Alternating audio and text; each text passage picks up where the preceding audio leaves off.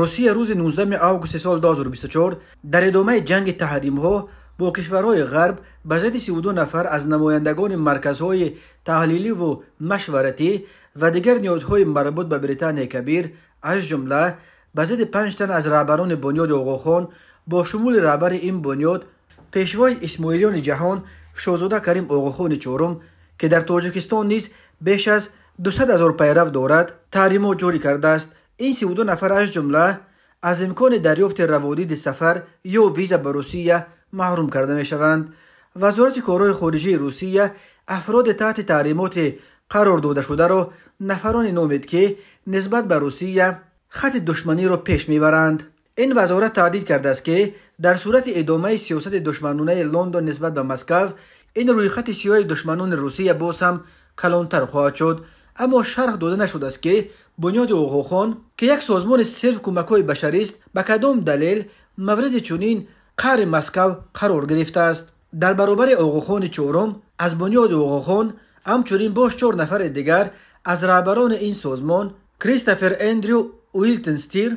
مت رید، الیزا میتخا و نیکلاس مگرات تحت تحریمات روسیه قرار گرفتند. وزارت خارجه روسیه گفت که مرکزهای تحلیلی و مشورتی و دیگر نهادهای همسان در تلاش‌های دشمنانه لندن نقش قابل ملاحظه دارند و به هوای کارشناسان آنها و وظیفه‌های گذشته آنها که بسیار وقت همراه با دخالت در امور داخلی کشور خارجی صورت می‌گیرد در عملی ساختن سیاست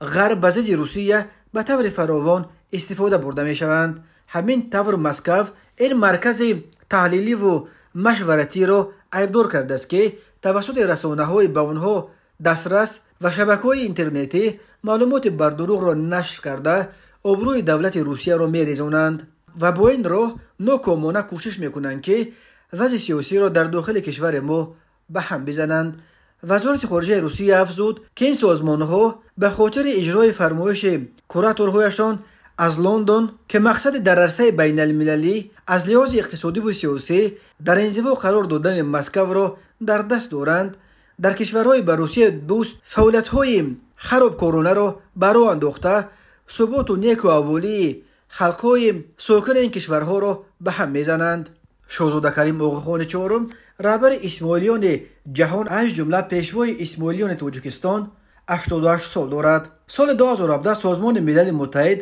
در سالگرد 60 به تخت امامت نشستن آقاخان جایزه سالانه پیشوای جهان را به 3 شخصیت و 2 سازمان از جمله به شاهزاده کریم آقاخان چهارم سپرد و او را یکی از چمپیون‌های رقم 1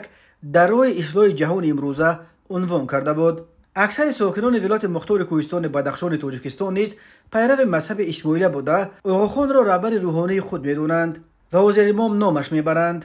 شاهزاده کریم آقاخان بار اول ماه می سال 1995 از بدخشان تاجیکستان بازدید کرد و روز اول سفر او به این منطقه هر سال همچون روز نور جشن گرفته می شود. آقاخان 49مین امام شیعیان اسماعیلی و نسل 49 از فرزندان علی ابن ابوطالب و فاطمه زهرا دختر پیامبر اسلام حضرت محمد می باشد.